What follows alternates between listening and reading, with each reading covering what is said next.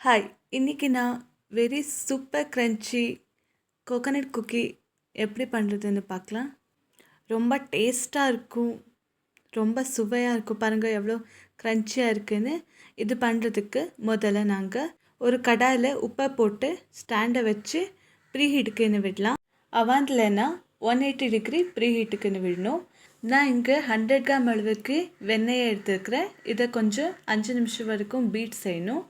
இந்த மாதிரி சாஃப்ட் வந்ததும் நான் இங்கே சர்க்கரை எடுத்துருக்கிறேன். பவுடர் பண்ணல, அப்படியே போடுறேன்.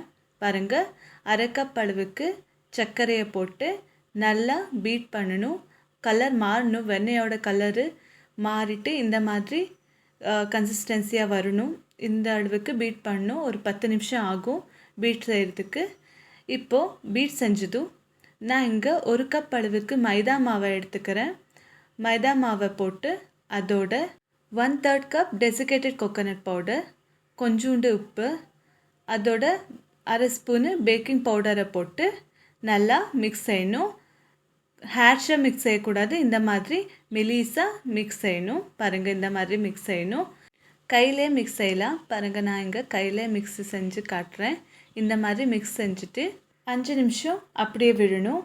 கையில் ஒட்டக்கூடாது இல்லையா, மாவு அப்சர்வ் செய்யணும். அதனால் இப்போ பாருங்கள், கையை ஒட்டாது மாவு.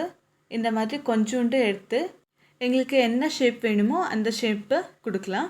நான் இங்கே ரவுண்ட் ஷேப்பே பண்ணுறேன். பாருங்கள், இந்த மாதிரி கையிலேயே ரவுண்ட் பண்ணிட்டு அது கொஞ்சம் டெசிகேட்டட் கோகோனட் பவுடரில் கொஞ்சம் டிப் பண்ணணும். ஒரு சைடில் டிப் பண்ணால் போதும். பாருங்கள், இந்த மாதிரி ஒட்டிட்டு பட்டர் ஷீட் வச்ச ட்ரேயில் போட்டு நான் இங்கே கடாயில் ப்ரீஹீட்டுன்னு வச்சுருந்தேன் இல்லையா, அந்த கடாயில் போட்டு லிட்டை க்ளோஸ் பண்ணுறேன். இப்போ இதை 30 மினிட்ஸ் வரைக்கும் பேக் செய்யணும். பாருங்கள், இந்த மாதிரி எவ்வளோ சூப்பராக வந்திருக்கு எங்களோட கோகோனட் குக்கி. ரொம்ப டேஸ்ட்டாக இருக்கும். பண்ணி 5 நிமிஷத்துலேயே வீட்டில் காலி ஆயிடுச்சு.